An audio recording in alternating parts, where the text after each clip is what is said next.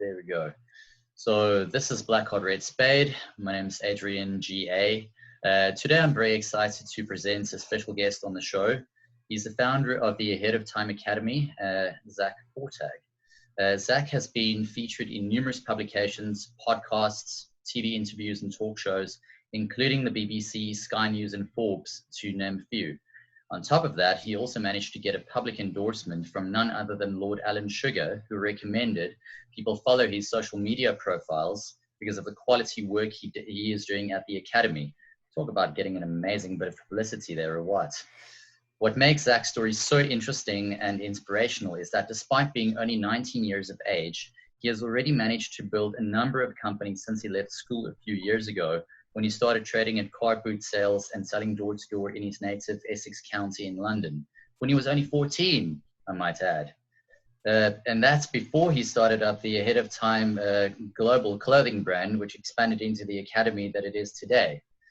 From my perspective, Zack embodies all the traits of an optionalista, who now spends his life helping others to create optionality in their lives for optimal performance and results. So without further ado, I would like to express a very warm welcome and say, welcome, Zack. It's a pleasure to have you on. Hi, Adrian. Thanks for having me on. I'm really glad to be on, and hopefully I can give some good advice to listeners today. I think you definitely will. So, just tell us, what made you decide to go into business at such a young age? It's not conventional. Yeah, no, it's not conventional, especially the way I was sort of brought up. I was brought up quite into a half schooling background from my mother's side, and my dad was quite business minded. So I went to school. High school is where I sort of mainly struggled. I really did not enjoy the lessons. I did not enjoy being taught. I didn't enjoy just the general feel of school. And I always sold sweets at school. I sold things like FIFA points, if anyone knows the game. I sold different types of goods as well at school. Nothing illegal.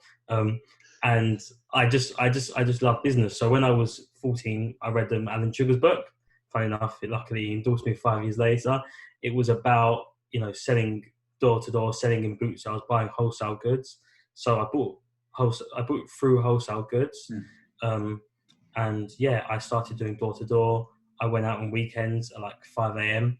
to do boot sales, which, was tough for a young person because I could have gone through the other route where, you go out with your friends that day and, mess around. But instead I wanted to go out, gain some, some sales experience, make a small bit of money. It wasn't really about the money at that time. It was just sort of doing my own thing, getting good experience. And then from that, I started a clothing business because I wanted to, help young people who struggle in school like me, and I wanted to create an official company. And yeah, I really went from there. So, with regards to boot sales that you mentioned, can you give some of the viewers who might not know what it is an idea of what that entails? So a boot sale is generally where you would sell normally your secondhand clothing or secondhand electronics, and you would basically drive in your car and you would go in a big field and you would basically set a table out and you would put things on the table. So for us, we sold things like Fairy Liquid, we sold toilet roll, we sold, which would have been quite good now. We also sold hand sanitizer as well.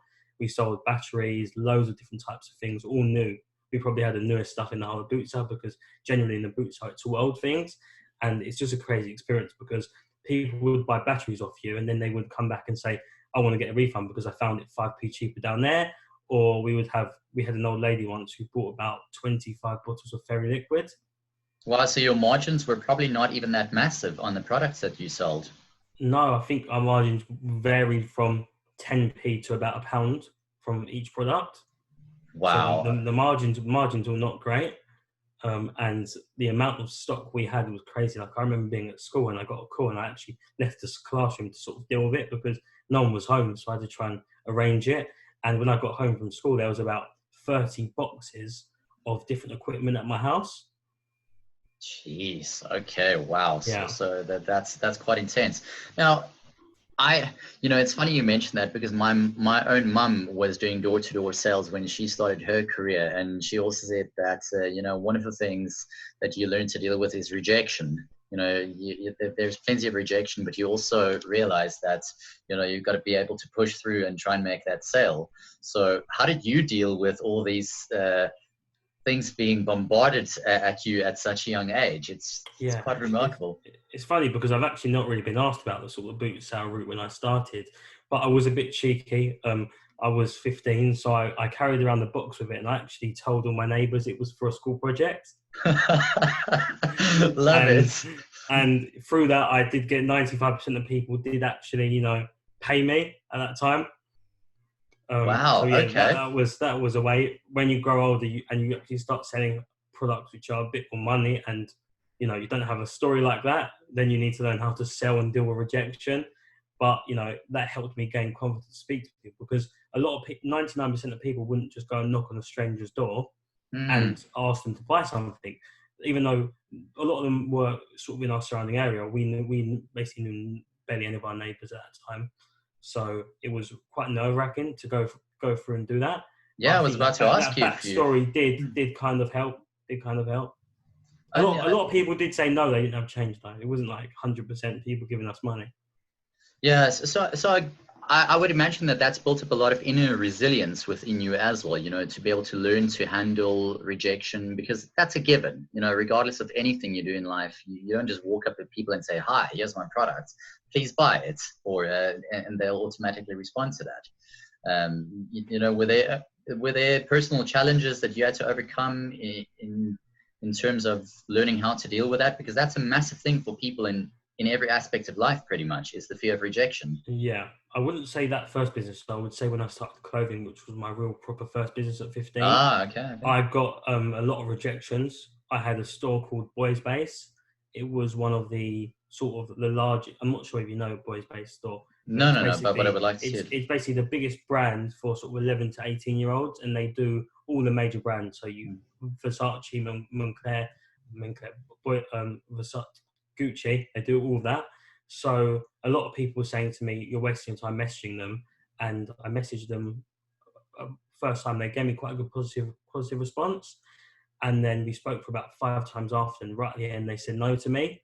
And for the next few weeks I was basically emailing them every single day saying, can we arrange a meeting? Can we do this? Can we do that? And eventually, they probably just had enough of me. They said that we can have a meeting. So I went to their store. I was quite nervous because I was 15 at the time. I was allowed to leave school earlier. I'm not sure if I did tell my school, because at the time I think they didn't know what I was doing.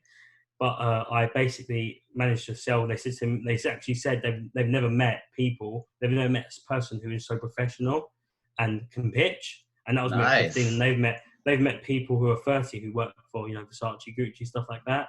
And they bought quite a lot of us, and they sold out in all their stores from us. So I did tell them, you know, it was the right decision, clearly. But yeah, that was really like my first main rejection. Okay. Yeah, but I normally quite like rejections, because, you know, it's better to keep on getting rejected than get something than, you know, just to try something and then try something and it instantly happens. Is that because you like the challenge of doing business that way? You know, like working for it, if I can put it that way. Yeah, I do work for everything. You know, I work really hard in everything, and I do think it is good. Yeah, it is good, and I do like a challenge. That's pretty good. I mean, you mentioned earlier, for instance, that you didn't enjoy school, and trust me, I didn't enjoy school either. I mean, I went through my school education, and I did my undergrad and all that. But if I were to tell you I enjoyed it, that would be a lie, massive freaking lie. And quite honestly, I found it was a waste of time. I got very bored. And you're clearly a very smart guy. You know, I can tell that there's nothing lacking up here for sure. But what was it about school that made you just think, screw it, you know, I can't do this stuff? I'm very keen to hear your perspective. Yeah, I gave this example actually the other day on the radio. I said that in the morning I went and had a meeting with ASOS. Have you ever heard of ASOS? Yeah, I've heard of them. I had a meeting with ASOS in the morning, and then by 3 hours later, I was learning about rocks and I was in detention. And I think if that doesn't tell you, I think if that doesn't tell you you need to know about the education system for people like me, then nothing will. And even business teachers, you know, I don't want to go too in on teachers, because this new charity I've opened has opened my eyes to see how much teachers want this support, and they agree with me. But my business teacher completely couldn't stand me. I can imagine, and one of the reasons being is you probably made him feel and look stupid with the Yeah. amount of experience that you had, and sometimes to build on to let's move from school to the real world, if I can call it that. I think that same mentality still exists in the workplace. If you are more talented than the people who are due to employ you, they're not going to like you very much. They're meant to hire you Yeah, for of course. what you can bring to the table, but a lot of the time they will try and constrain you into this little box that fits their needs and their mold.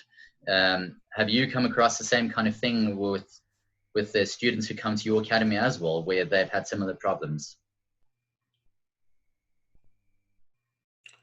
Uh, Yeah, a lot of students don't feel they've got the support from teachers and schools for business or for another skill they want to do in life, because we're not just all about helping young people do business, we're all about helping young people do coding, stock trading, loads of different things.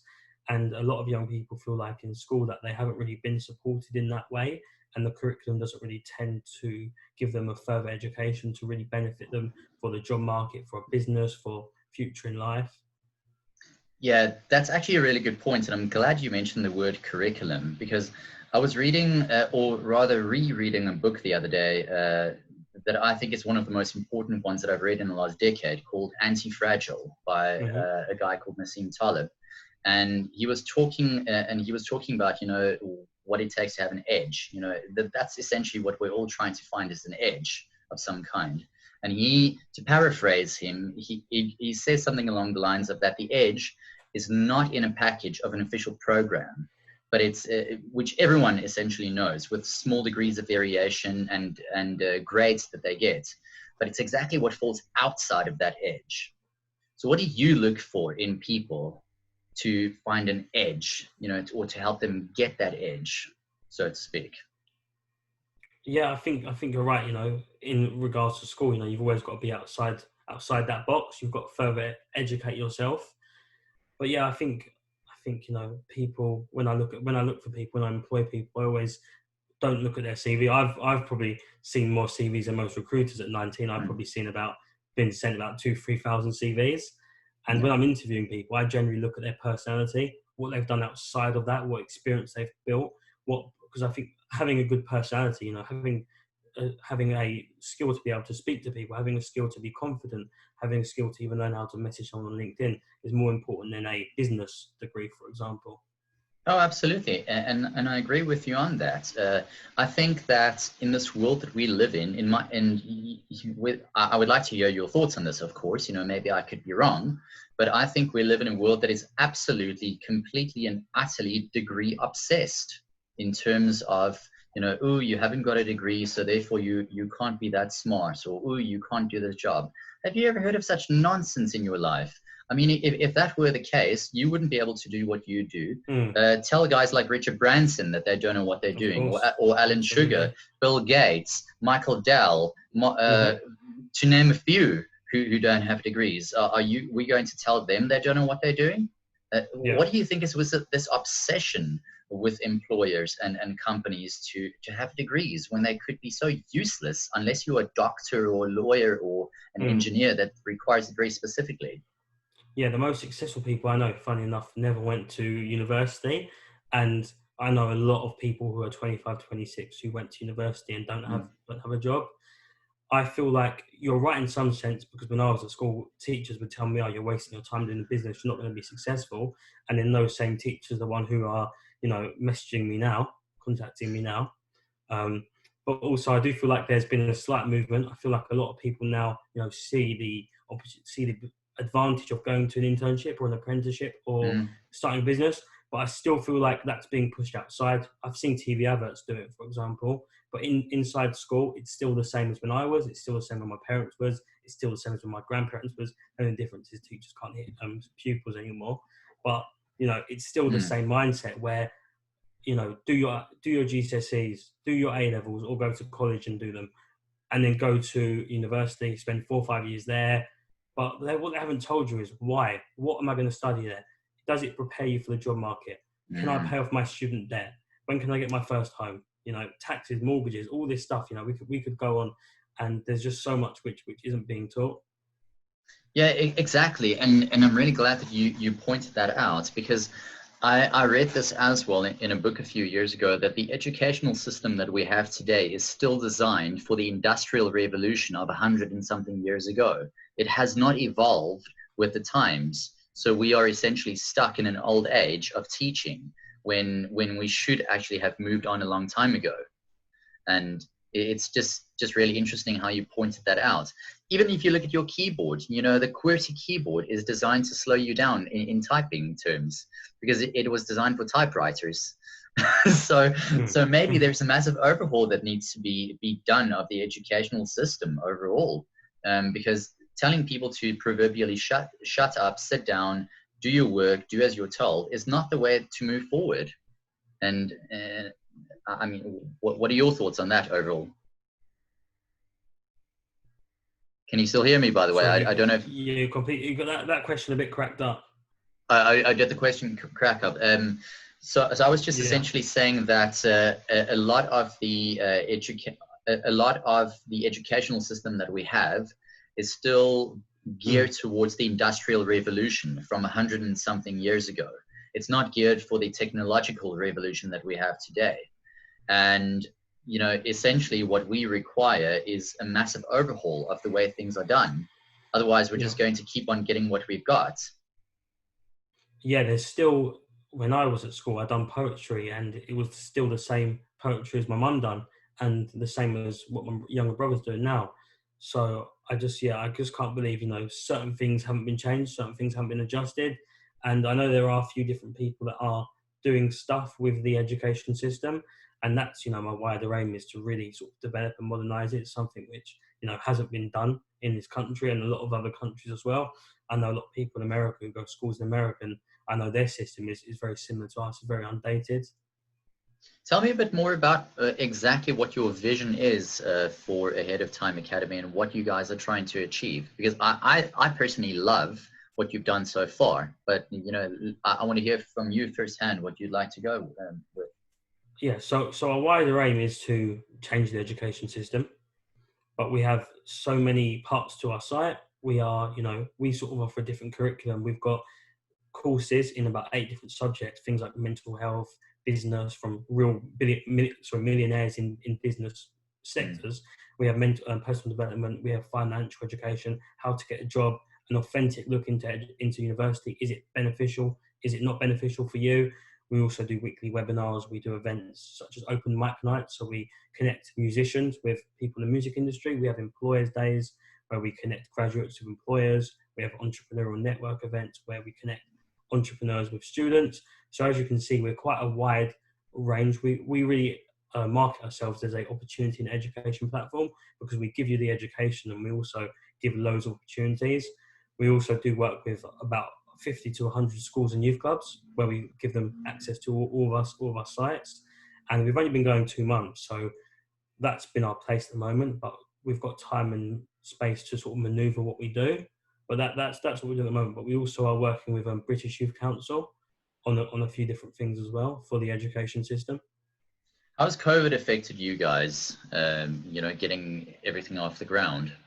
Yeah, I don't think, apart from obviously the companies that have lost billions of pounds, I don't think COVID could have affected a smaller business like ours, a new startup. We started preparing in February for a events company in May. Our whole idea was to help young people with business and mental health. So two different departments to sort of meet each other. And so we had 24 events booked in 12 weeks from May to our speakers booked in their travel. We had partners, sponsors, investors. So it was complete crisis, as you can imagine. And we did manage to turn it around really quickly with our team. It was quite incredible. We went from that in just 2 weeks to completely redesigning our website, to having over 20 hours of video footage edited, uploaded, designed. We had our schedule where we had webinars, blogs, groups, etc. And yeah, we managed to find so much more partners. And just in about 2 to 3 months, we've had major publicity. We've had hundreds of youth clubs, schools and partners loads and loads of members, loads and loads of people attending our events. And yeah, we're just really building on it at the moment. Well, that's pretty damn incredible. I mean, what you've done in such a short space of time is just absolutely remarkable. I mean, I can only commend you for what you've done thus far, and I absolutely cannot wait to see what you do going forward. But how did you, uh, apart from probably feeling this way when you didn't get the education you wanted at school, was there anything else that inspired you to go down this route? Um, because I would love to hear your thoughts on this, Mm. on your process, how you went from step 1 to step 20 where you are right now. Yeah, I would say, it's a mixture of sort of books, seeing business. Where I always used to watch the Apprentice, Dragon's Den. So I always Mm, used to love those shows, even at 10, 11 years old. And I once remember, actually, I was in primary school, so I was about 9 years old, and I got like £1 to buy. We was on the school trip, and I managed to turn like £1 like pen to about 5 different presents, which I brought home for my family. And nice. that's when my family always say they knew I was a bit businessy, because I managed to do that at just 9 years old. But also, it was a bit where I was a bit fed up. I was, 14, 15. I was just really messing around, doing generally what a 15-year-old would do. And I was just getting in trouble in school every day. My life was a bit of a circle. So I just wanted to change that, really. And I started reading more and more. I started getting more and more ideas. I started planning. And then that's when I went into the wholesale business. And then after that, I wanted to find my next thing. Who are your biggest inspirations in business?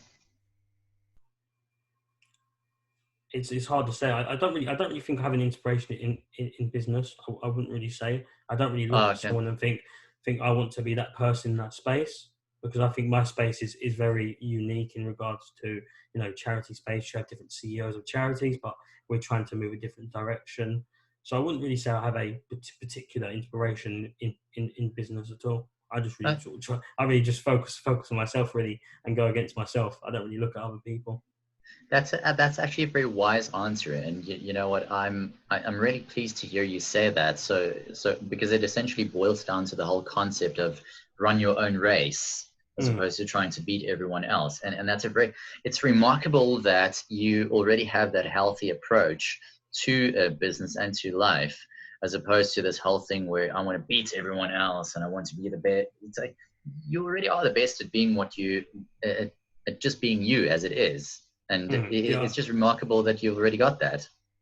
Yeah, I think with social media, it's really hard for young people. I've seen and spoke to so many young people who have had a friend, or they've known someone, or they've followed someone who is this way, and they think, oh, I want to be this person, I want to be this person, and then they end up getting stressed out, they end up getting worried. Then that's when mental health problems start and kick in.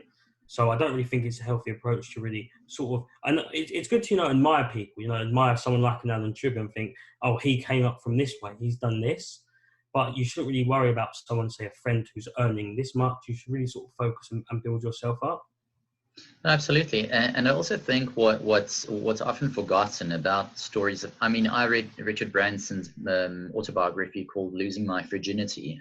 Yeah, I've read that as well. When I was a Mm. little bit older than you, actually, I think I was 21 when I read the book, or 22. And quite honestly, I read it and I felt inspired because I thought, heck, this guy has done so much with his life and so on and so forth. But we've also got to have perspective of so many different things, different times, different Of scenarios, course. different people, it's just, you can't just go and say, I want to be exactly like someone else when you can find a better way to be you. Maybe you can do a lot better than what they did Mm. at something else. Because I think one of the key things for me, and I would like you to expand on this, is that success is not just purely about how much money you have in the bank at the end of the day. That's just one element of Mm. how successful you are. Well, what do you think? Yeah, of course. Yeah, success is measured in multiple ways. Mm, It all depends on your goal. One of your goals might be to be a nurse who doesn't earn as much money, but you're still earning money and you're still really creating an impact on people. So it all really depends on your own goals in relation to success. But with success, I think it's good to have money, but as well, it's good to be happy within yourself and really create impact in the economy with young people, with different types of individuals as well. I really admire what you guys are doing, and you keep using the word impact and young people, and I can see you genuinely are passionate about helping the next generation come up and essentially create a better world than the one that you entered, so to speak, if I can use that. Um, how how much further do you think we need to go before we see a lot more of this vision that you have in mind before before it filters down and has that positive impact, I in real think, terms? yeah, I think it's going to be sooner, because I feel like my generation coming up, a lot of them have similar mindsets to me, and Mm. then they'll put it to their children. I think it only works when, one, the school system change, and two, the parents, because predominantly children go to university because of their parents, because of impact on their parents. So when you have parents and you have the school all encouraging different aspects, different routes, then that's when things will start to change. Yeah, I definitely agree with you on that, and I think it's also the quality of role models that we need Mm, to present to people. That's going to have a much better effect. Because one of the things you were mentioning social media earlier, and I also wanted to get your thoughts of this. But apparently, one of the side effects of social media is the mental health aspect, as you said, where people are becoming more stressed because of their constant comparison to others. But the other thing is that there's also an increase in narcissism. People are becoming a lot more of course. narcissistic, and they're all about me, me, me, me, Mm, me. And how do you?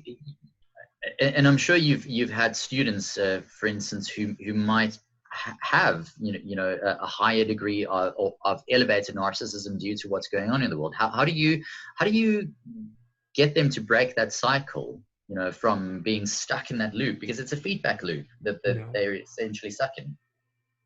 Yeah, I always, say that I wish I didn't do really a business which involves social media so much, because I would love to just have no social media. I really don't like social media. So apart from LinkedIn, which is, I think, the best social media, and which what I advise young people to use more. I think if you're a young person, if you have a social media, I think you should only follow certain people. You don't really want to be having that mindset where you feel bad at looking at someone, where they get so many likes, blah blah blah, and then next day they post again and you feel the same. When I speak to young people, I say unfollow the people that you find negative, unfollow the people that make you feel down, and just follow certain accounts. If you're interested in business, why don't you follow a few accounts like someone like Gary Vaynerchuk, or another entrepreneur? Why don't you go on LinkedIn more? Why don't you spend the time on Instagram, on LinkedIn, where you can actually build your connections in, and those connections can actually benefit you, rather than following a celebrity who you might feel like, oh, I wish I was that person, but unfortunately, you're not that person at the moment. So that's why I always say to young people, take a break on social media, go on a platform like LinkedIn, Shaper, Bumble. There's so many good apps. Oh yeah, yeah, yeah, definitely.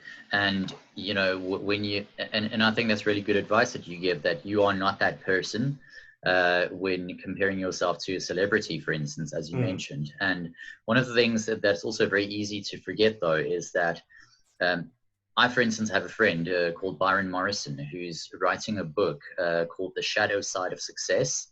mm, And this to me is a very interesting topic that I would like to delve more into, because what we get sold is the golden side of success, the cars, the house, the of company, and course. all those things. But the shadow side of success is the stress that you bear on your shoulders, the responsibilities. And I'm sure you're aware of that as well, all the IT issues that no one discusses with you, the social media issues that you mentioned just before we got on here, the abuse and all these things. That's all the stuff that you need to handle when you become more successful. Um, what are your thoughts regarding the shadow side, and how do you deal with it without going absolutely bonkers on a daily basis with everything Yeah, thrown at you? I have wanted to quit, I would say, about 14,000 times.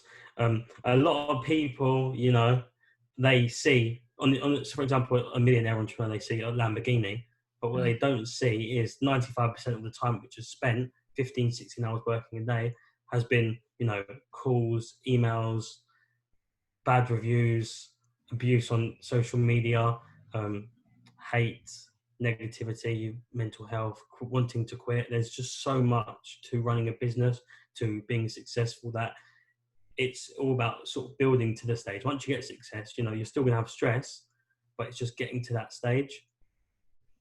Yeah, I can imagine that being the case.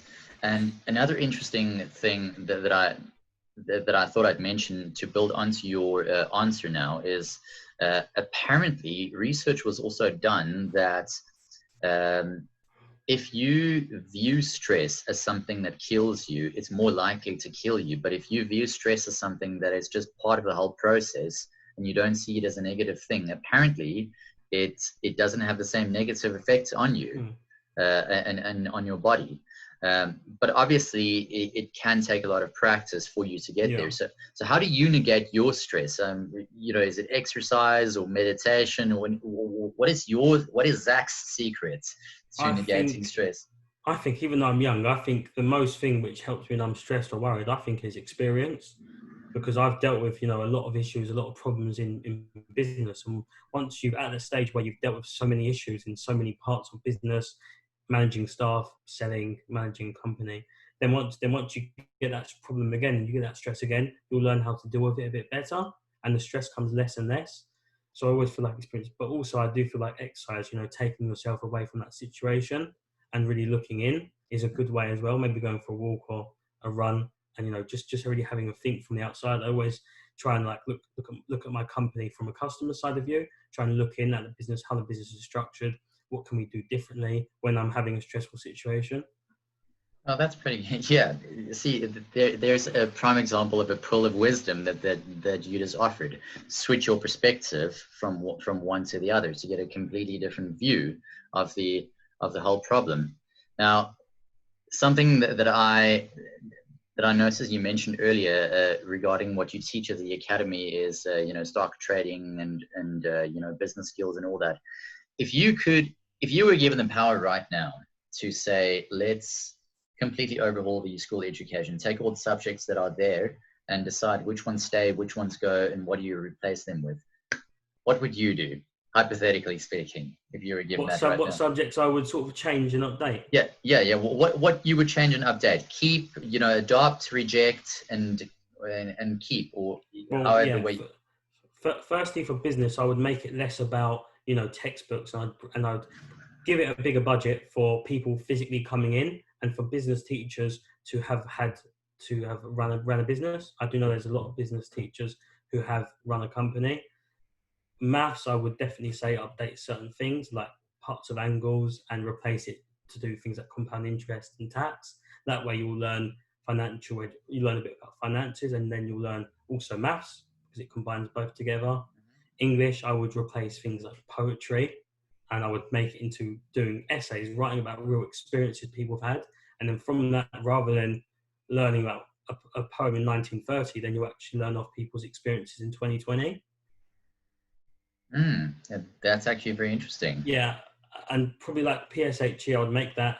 I'd increase those topics. I'd increase lessons from like once every month than it is to once every week, and I'd make it things like mental health, personal development, how to overcome challenges, and also I would have a section for things like jobs, how to get a job, is an apprenticeship good, how to be good in the job interview, how to pay off student debt, how to get a house. So real life stuff in PSHE, stuff that isn't taught. So mainly personal development and financial education in that subject.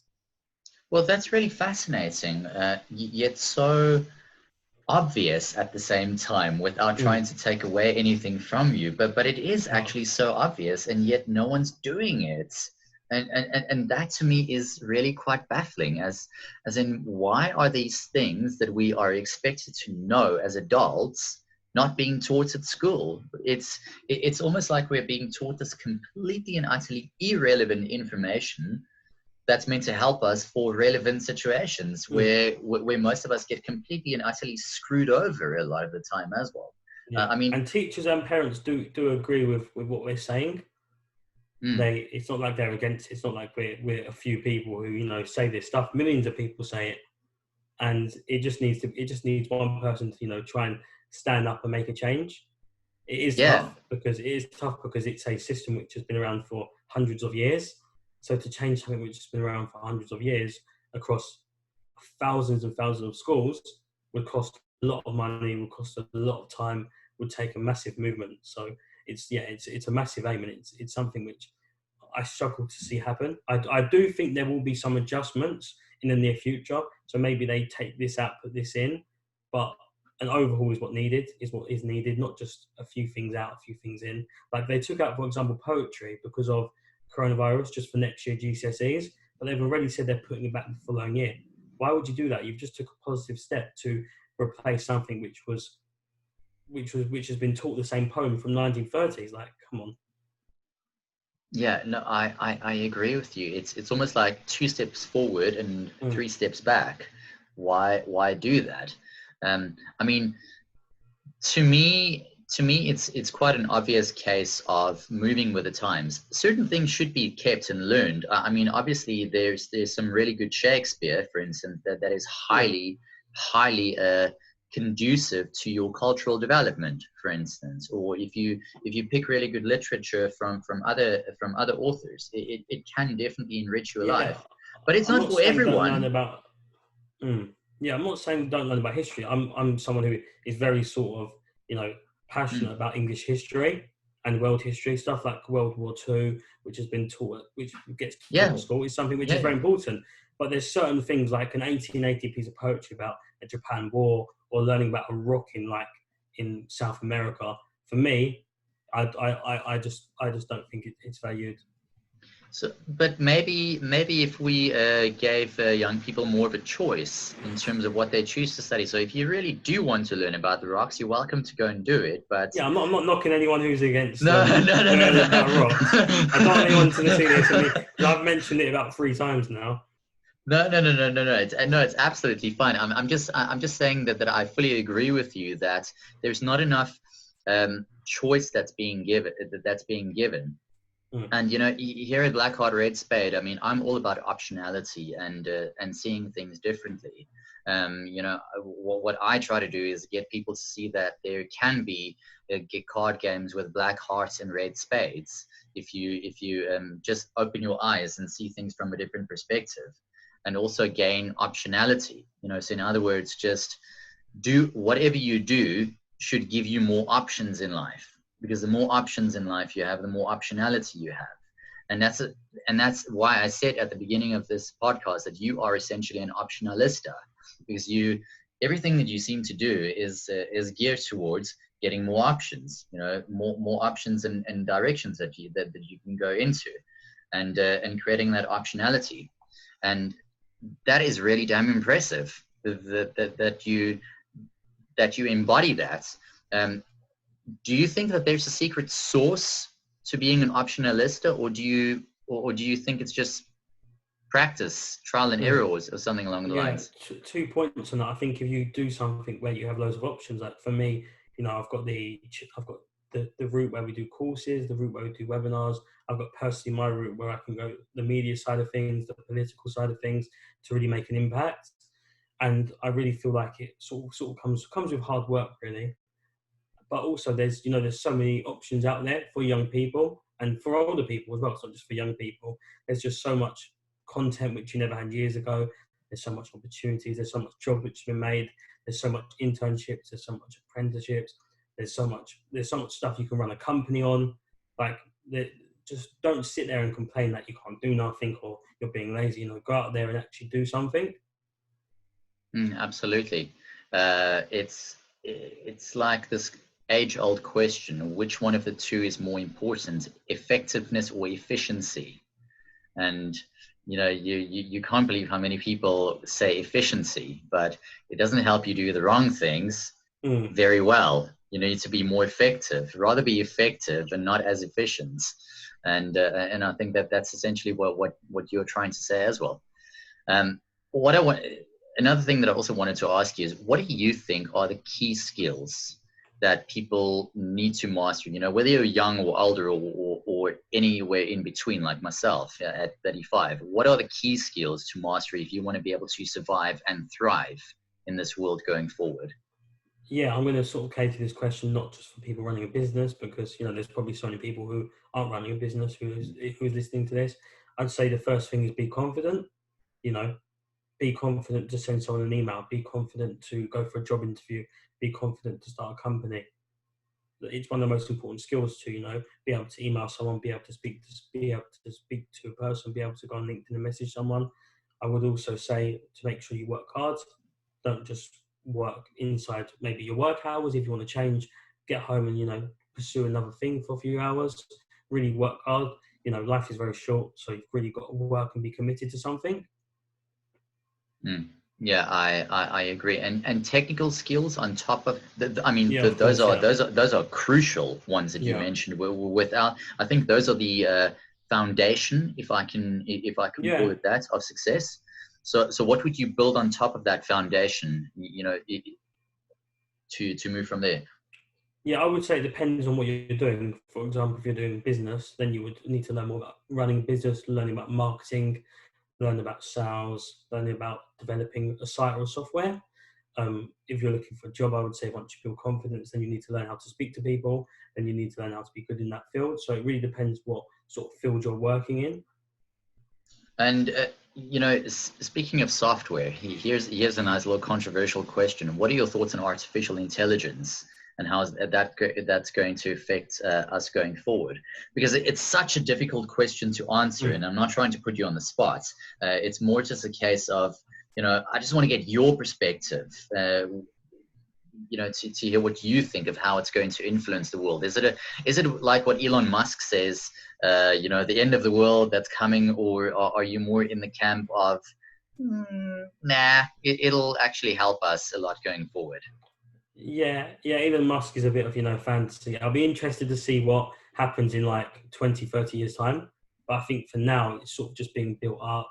I think a lot of people are probably quite worried that it will take away a lot of jobs. Like for example, in Dubai, I know they're trying to do artificial taxis or something. So it's going to be interesting that way. I do think it's good. I think it's going to be positive for potentially business owners because it will help them with certain parts. So yeah, it will be interesting to see what happens. Do you think that maybe we're looking at it from the wrong perspective by, even though we are losing a lot of jobs, we might actually gain a lot of jobs because of the time that we'll be able to devote Yeah. to other things we haven't even thought of yet? Yeah, of course. Yeah, that is a very valid point. Yeah, it'll be interesting to see what happens. Really. Yeah, because I was giving that some thought the other day that, I mean, if you look at the horse and cart, when the automobile came into being back in the 1920s, was it, with Henry Ford, and when he created the assembly line, all the horse and cart guys in the industries were peed off like you couldn't believe. They were like, "Oh, you're taking our jobs," and there were 300,000 horses in Manhattan alone. So I mean, can you imagine what that must have looked like back then with all those horses in Manhattan? And now you barely see any horses unless those are policemen riding them, Yeah. and cars all over. So the situation has completely flipped over 180, and yet more jobs were created from the automobile industry than the horse and cart industry ever could have done. So like yourself, I'm very interested to see what's going to happen with AI going forward. And yeah, I'm actually excited about the future, and I'm sure you are, especially if I see what you guys are doing. I'm very excited about what the future holds. Um, so yeah, Zach, what I also wanted to ask you is where can people find you, and how, if someone's interested in joining your academy, what are the requirements that they need to have, if any, for that matter? Yeah, no requirements. And to find us on our site is aheadoftimeacademy.com, and all social medias at Ahead of Time Academy. If you want to find me personally, I'm on all social medias at Zack Fortag, and last name is Fortag and first name Zack. Sky News got that wrong yesterday. I wasn't very happy. They got Zach. Oh yeah. That's a very common that's a very common mistake. Admittedly, I've made it too as well. So apologies for having made that one. Never again, I might add. But speaking of Sky News, how did it feel to be on TV? I mean, I've never actually done a TV interview like that. So what was that like for you? Well, yeah, I found out about 2 hours before I was on, so had less time to worry about that. But I've done quite a lot of live radio before, and I've done TV before where it's been pre-recorded. I've never sort of done live TV. It made it a bit easier that I was kind of at home on my laptop, just speaking like this. But yeah, it was quite nerve-wracking. You know, Sky News is, when you go into news channels on your TV, it's normally the first one which pops up. So it was quite nerve-wracking, and especially as it's quite a passionate topic for me, I was quite nervous. I think a lot of other interviews I've done, which fortunately for when I was 15, 16, I've done loads, and for this company, I've probably done about 30, 40 in the last month. A lot of people said I sounded more nervous in that, and I think now, because I've done the first sort of live interview on TV, the next one I do hopefully soon, I'll be less nervous from it. Well, quite honestly, I couldn't tell that you were nervous, just as my own personal feedback. So if that helps at all. But I can imagine it must be quite a big moment to go on national TV, and then you just, it's this observer effect where you're aware that you are on TV, and it's like, Yeah. I can't fumble now. And the way you're doing it, it's like this, like you're watching kind of yourself back on a bigger screen, and you Yes. don't really see the person who's speaking to you. It's really strange. I've never had sort of that experience before. Normally, predominantly I've done radio or sort of like a pre-recorded interview. Like I've got a pre-recorded interview for BBC coming up, and that was just like talking on this. And fortunately, it wasn't live, so it can be edited. So you can make mistakes easily. Yeah, but you know what, Zach? It's really interesting you mentioned that, and I'm actually glad you brought it up. Seeing yourself on a screen, even in this scenario where we are right now, is stressful to your unconscious mind, because when you're speaking to someone, you're not used to seeing yourself on a screen. No. It's like it feels like a, I don't know what the word is that I should use in this context, but it's like a complete mind F without swearing. I saw myself 3 times. It wasn't just one time like this. It was once on the big screen, then the small screen myself, and then their producer as well. So it was really strange. And like, I kind of was speaking, and I was kind of like looking at the screen, and I looked out of sync because, of course, I'm a bit forward than the actual TV.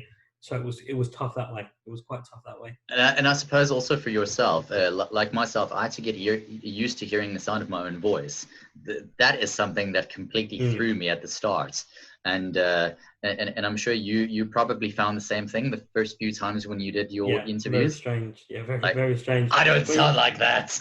But I was quite lucky in the way that because I started ahead of time clothing at 15, I really used that as my advantage to sort of get impressed like The Guardian, loads of different magazines. So I kind of, when I was that age, learned how to sort of speak to people media-wise. So it kind of prepared me for this. But live, I don't think you could be prepared for what I had yesterday. No. Radio is a bit different. You're on the phone. To me, I just acted like I was speaking to, just a client really, speaking to anyone about what I do. But live TV, especially when you've got that many, like I had a lot of people my end who were watching it, and I was like, I cannot mess this up. So yeah, it was quite nervous, and especially if you mess up on the radio, and like worst comes to worst, you can just click off. You can't really click off on like when you're kind of like this. You just have to really go with it. No, and you have millions of people watching you at the same time as well, so that observer effect is boom in your face. You can't get away from that, no matter what you try.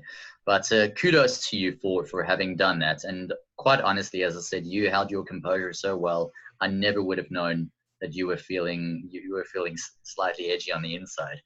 But I mean, Zach, it's been an absolute pleasure speaking with you, and I would actually like to have a follow-up conversation on some other topics which I think we couldn't even cover at this stage, because you have this wealth of knowledge and this wealth of information, and I think if you're open to having a follow-up conversation, we can really delve into some of these things a bit more, like a more of a free flow conversation, and find solutions maybe to some things a bit between us, if possible. You never know what pops up in one of these things. So I just want to say thanks a lot for coming on the show. It's really a pleasure to have you. I'm a big supporter of you guys, a big fan of what you do, and I've got a few people that I actually even want to introduce to you who might be able to help your vision, enhance your vision a bit with what they do. So let's see what the future holds, my friend. Perfect. Great. And Thanks for having me on. And Thanks a lot for everything. I really appreciate you having on the show. So have a great day, my friend. Thanks, you too. Bye. Bye-bye.